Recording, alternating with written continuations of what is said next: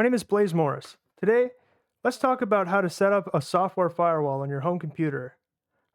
I'm going to give you a guide on how to do it in Linux, Windows, and Mac OS.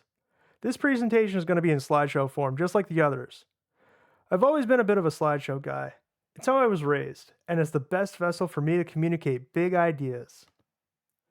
The first thing we're going to want to do is turn on the firewall. For Macs, go to your settings, click on the network tab in the sidebar, and then click Firewall. For Windows 11, click on that upward-facing arrow on your taskbar and click the shield icon, which will take you to a settings page. From there, click on Firewall and Network Protection. If the firewall is turned off for any of you, turn it on. Stay on that screen for now. I'm going to talk to Linux people real quick. Can you guys believe that's a real Linux logo? It's not, but could you imagine? In Linux, there are several options for firewalls, but the one I'm covering today is Uncomplicated Firewall, or UFW, since it's easy to use and either pre-installed or installable for many popular distributions.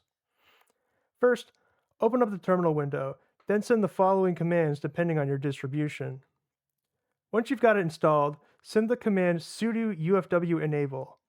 This command turns on the firewall and allows it to launch on system startup.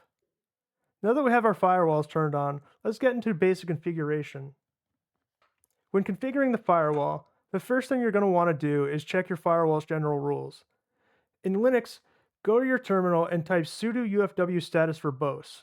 This command will return information about whether or not the firewall is running, a list of services and programs your firewall allows, and default rules. In Windows, click on Advanced Settings. It's a little link at the bottom of the settings screen I told you to stay on. Click Yes on that User Account Control pop-up. It's just asking if you want Windows Security to make changes to your device. A new icon will appear in your taskbar. It's a brick wall in front of some blue planet. Click on that. That's your Windows Defender firewall. Look at the main panel. There's an overview section. Take note of which profile has is active next to it. Click the link to the firewall properties at the bottom. On this tiny, cute window, click the tab that corresponds with the active firewall profile. In Mac OS, steal the family computer when writing this part of the script because you completely forgot how to do it. Oh yeah, you just click Options. Cool, we're all here now.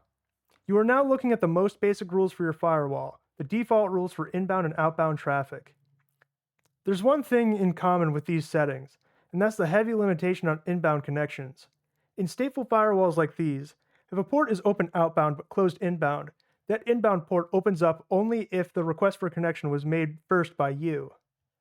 The port closes when the connection is terminated. Setting the rules to be like this gives you much more control over your connections. Now, this doesn't mean that your personal computer shouldn't have any inbound rules, so let's get into that. I just want to start off this slide by saying the rules you have on right now, unless you've been to some seedy places online, are likely safe. That being said, it's still good to know what to look out for. macOS and Linux users, you are exactly where you need to be. Stick right there. Windows users, close the cute window, go back to your Windows Defender firewall, and click on Inbound Connections in the leftmost panel. You may see programs like games, collaboration platforms, and apps for file sharing. This is how you identify which of those apps truly need an inbound rule. Ask yourself, does this game have servers? Am I connected to US West? Am I in World 310? Or did I have to type in some goober's IP address? On this file sharing platform, am I connected to a virtual cloud? Or am I connected to David's PC? Which one is hosting that 7-hour-long movie collection you want to watch on your next flight? Wow, even when it's compressed, that's an expensive file. Dave, you are a saint. If you watched this far into the video, type thank you, Dave, in the comments. As far as other rules you should keep, well, Windows has a lot of inbound connections on by default. While I find that quite rude, they should be kept. To identify those, look for the word system in the program column. It's sometimes capitalized, sometimes not, and sometimes it has a percentage sign in front of it. I might as well say that if you trust a program in general, the inbound firewall rules they set up for themselves, while not always necessary, aren't any less trustworthy.